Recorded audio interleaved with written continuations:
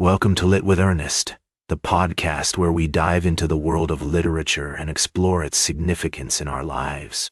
Today, we're going to talk about Martin Luther King Jr.'s iconic speech, "I Have a Dream."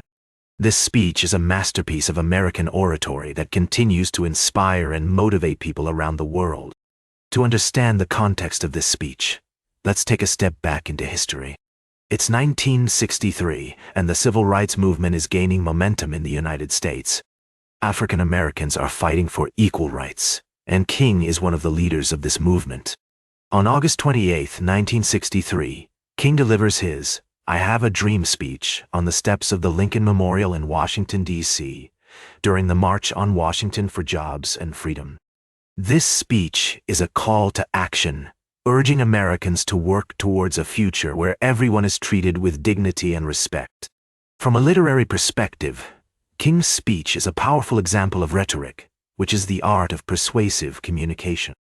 King uses various literary devices to convey his message, including repetition, metaphor, and allusion. For instance, he repeats the phrase "I have a dream" throughout the speech, emphasizing his vision for a better future. He also uses metaphors, such as comparing the struggle for civil rights to a journey through the wilderness, to make his message more relatable and memorable.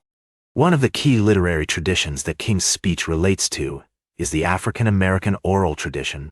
This tradition emphasizes the importance of storytelling, music, and performance in conveying messages and preserving cultural heritage.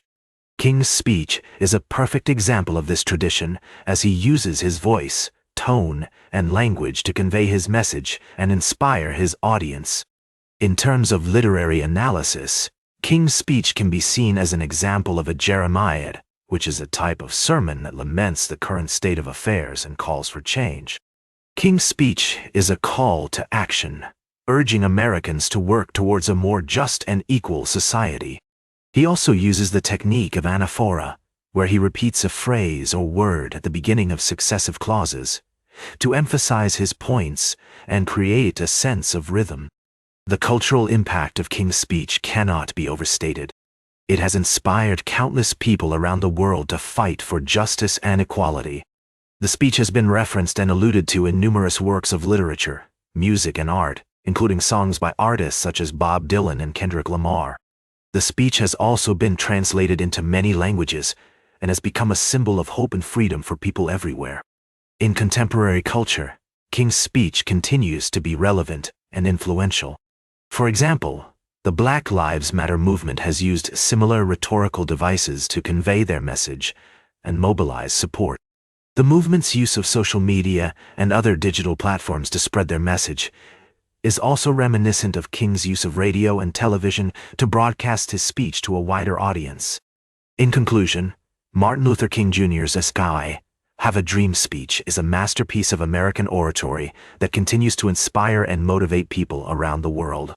Its use of literary devices such as repetition, metaphor, and allusion makes it a powerful example of rhetoric, while its relation to the African American oral tradition and Jeremiad literary tradition highlights its cultural significance. As we reflect on this speech, let's remember the power of language to create change, to inspire us to work towards a better future, and to bring us together in our shared humanity. And tune in next time for more conversations about the books and speeches that shape our world.